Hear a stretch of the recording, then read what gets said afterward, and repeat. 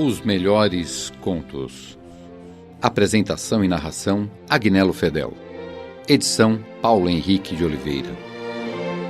Toda semana um novo conto e informações interessantes sobre seus autores.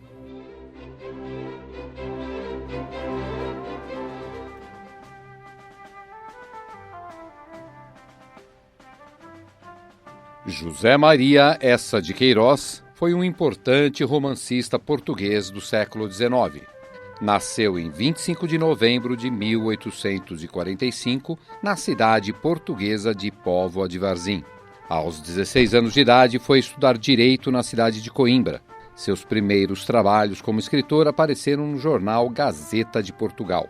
Trabalhou como administrador municipal no município de Leiria. Trabalhou também como cônsul de Portugal na Inglaterra. Esta época foi uma das mais produtivas de sua carreira. Foi discípulo do escritor francês Gustave Flaubert, de quem recebeu grande influência literária. Eça de Queiroz foi um dos pioneiros da literatura realista em Portugal. Abordou em suas obras diversos temas, porém podemos observar algumas características comuns em seus romances, como, por exemplo, a abordagem de temas cotidianos, descrição de locais e comportamento de pessoas, pessimismo, ironia e humor, vistos em seus principais romances, como Os Maias, Primo Basílio e O Crime do Padre Amaro. Eça de Queiroz morreu na cidade de Paris em 1900. Suas obras foram traduzidas em várias línguas e é considerado até os dias de hoje como sendo um dos principais representantes do realismo português.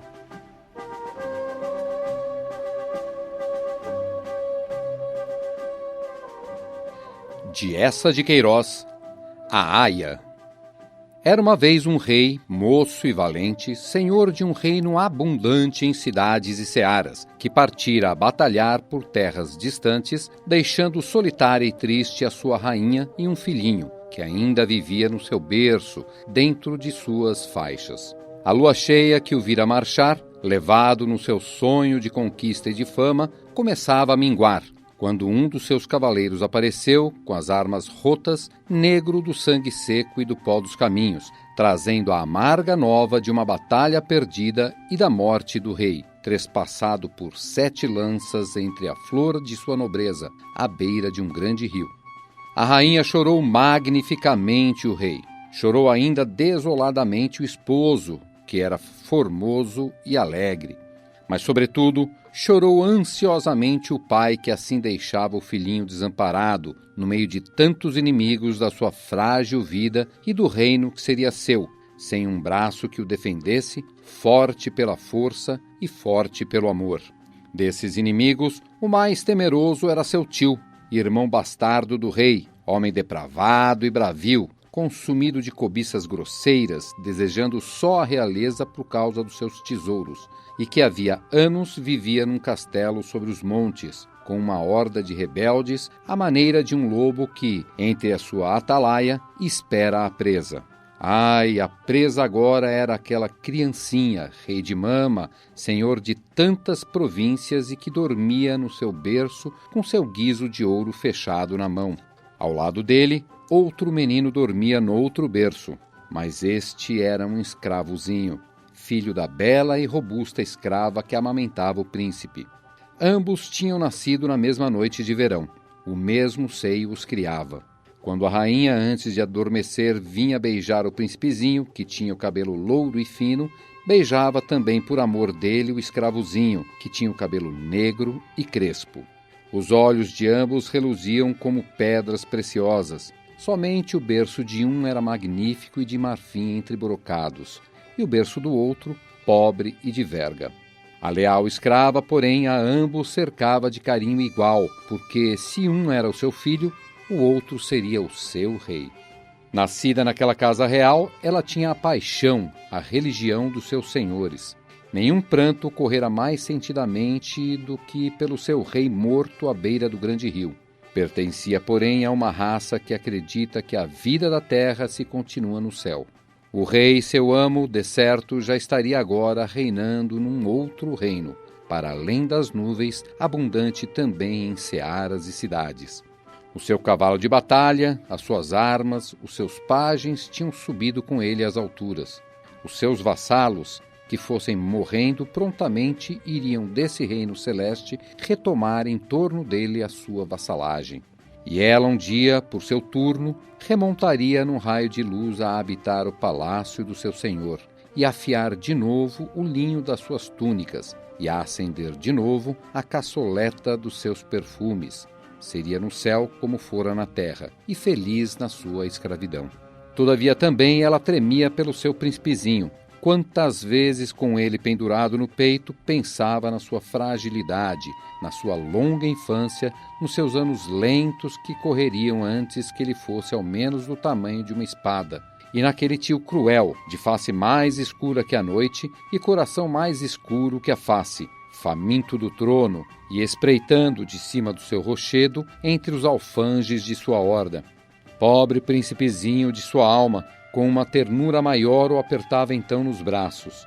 Mas se o seu filho chaurava ao lado, era para ele que os seus braços corriam como ardor mais feliz. Esse, na sua indigência, nada tinha a recear da vida. Desgraças, assaltos da sorte má nunca o poderiam deixar mais despido das glórias e bens do mundo do que já estava ali no seu berço, sob o pedaço de linho branco que resguardara a sua nudez. A existência, na verdade, era para ele mais preciosa e digna de ser conservada do que a do seu príncipe, porque nenhum dos duros cuidados com que ela enegrece a alma dos senhores roçaria sequer a sua alma livre e simples de escravo. E como se o amasse mais por aquela humildade ditosa, cobria o seu corpinho gordo de beijos pesados e devoradores, dos beijos que ela fazia ligeiros sobre as mãos do seu príncipe. No entanto, um grande temor enchia o palácio, onde agora reinava uma mulher entre mulheres. O bastardo, o homem de rapina que errava no cimo das serras, descera a planície com a sua horda, e já através de casais e aldeias felizes, ia deixando um sulco de matança e ruínas. As portas da cidade tinham sido seguras com cadeias mais fortes. Nas atalaias ardiam lumes mais altos. Mas à defesa faltava disciplina viril. Uma roca não governa como uma espada. Toda a nobreza fiel perecera na grande batalha, e a rainha desventurosa apenas sabia correr a cada instante ao berço do seu filhinho e chorar sobre ele a sua fraqueza de viúva. Só a ama leal parecia segura, como se os braços em que se estreitava o seu príncipe fossem muralhas de uma cidadela que nenhuma audácia pode transpor. Ora, uma noite de silêncio e de escuridão, indo ela adormecer, já despida no seu catre, entre os seus dois meninos, adivinhou mais que sentiu, um curto rumor de ferro e de briga, longe, à entrada dos vergéis reais. Embrulhada às pressas num pano, atirando os cabelos para trás, escutou ansiosamente. Na terra areada, entre os jasmineiros, corriam passos pesados e rudes. Depois houve um gemido, um corpo tombando molemente sobre lajes como um fardo. Descerrou violentamente a cortina e, além, ao fundo da galeria, avistou homens, um clarão de lanternas, brilhos de armas. Num relance tudo compreendeu. O palácio surpreendido, o bastardo cruel vindo roubar, matar o seu príncipe. Então, rapidamente, sem uma vacilação, uma dúvida sequer, arrebatou o príncipe do seu berço de marfim, atirou-o para o pobre berço de verga e, tirando o seu filho do berço servil, entre beijos desesperados, deitou-o no berço real, que cobriu com um brocado. Bruscamente, um homem enorme, de face flamejante, como um manto negro sobre a cota de malha, surgiu à porta da câmara, entre outros que erguiam lanternas. Olhou, correu ao berço de marfim onde os brocados luziam, arrancou a criança como se arranca uma bolsa de couro e, abafando seus gritos no manto, abalou furiosamente. O príncipe dormia no seu novo berço. A ama ficara imóvel no silêncio e na treva. Mas brados de alarme de repente atroaram o palácio. Pelas vidraças perpassou o longo flamejar das tochas. Os pátios ressoavam com o bater das armas, e desgrenhada, quase nua, a rainha invadiu a câmara entre as aias, gritando pelo seu filho. Ao avistar o berço de marfim, com as roupas desmanchadas, vazio, caiu sobre as lajes num choro, desesperada, despedaçada. Então, calada, muito lenta, muito pálida, a ama descobriu o pobre berço de verga. O príncipe lá estava, quieto, adormecido, num sonho que o fazia sorrir e lhe iluminava toda a face entre seus cabelos de ouro. A mãe caiu sobre o berço com um suspiro como cai um corpo morto. E nesse instante, um novo clamor abalou a galeria de mármore. Era o capitão das guardas, a sua gente fiel. Nos seus clamores havia, porém, mais tristeza que triunfo. O bastardo morrera, colhido ao fugir entre o palácio e a cidadela, esmagado pela forte legião de archeiros, sucumbira ele e 20 de sua horda. O seu corpo lá ficara, com flechas no flanco, numa poça de sangue. Mas, ai, dor sem nome, o corpozinho tenro do príncipe lá ficara também, envolto no manto, já frio, roxo ainda das mãos ferozes que o tinham esganado. Assim, tumultuosamente lançavam a nova cruel os homens de armas, quando a rainha, deslumbrada, com lágrimas entre risos, ergueu nos braços para lhe mostrar o príncipe que despertara. Foi um espanto, uma aclamação. Quem o salvara? Quem? Lá estava, junto do berço de marfim vazio, muda e hirta, aquela que o salvara. Serva sublimente leal, fora ela que, para conservar a vida do seu príncipe, mandara à morte o seu próprio filho. Então, só então, a mãe ditosa, emergindo de sua alegria estática, abraçou apaixonadamente a mãe dolorosa e a beijou, e lhe chamou de irmã do seu coração. E de entre aquela multidão que se apertava na galeria, veio uma nova, ardente aclamação, com súplicas de que fosse recompensada magnificamente a serva admirável que salvara o rei e o reino. Mas como? Que bolsas de ouro podem pagar um filho? Então um velho de casta nobre lembrou que ela fosse levada ao tesouro real e escolhesse de entre essas riquezas, que eram as maiores da Índia, todas as que seu desejo apetecesse. A rainha tomou a mão da serva e, sem que a sua face de mármore perdesse a rigidez, com um andar de morta, como num sonho, ela foi assim conduzida para a Câmara dos Tesouros. Senhores, aias, homens de armas seguiam num respeito tão comovido que apenas se ouvia o roçar das sandálias nas lajes. As espessas portas do tesouro rolaram lentamente, e quando um servo destrancou as janelas, a luz da madrugada, já clara e rósea, entrando pelos gradeamentos de ferro, acendeu um maravilhoso e faiscante incêndio de ouro e pedrarias. Do chão de rocha até as sombrias abóbadas, por toda a câmara reluziam, cintilavam, refulgiam os escudos de ouro, as armas marqueadas, os montões de diamantes, as pilhas de moedas, os longos fios de pérolas, todas as riquezas daquele reino, acumuladas por 100 reis durante 20 séculos. Um longo lento e maravilhado, passou por sobre a turba que emudecera.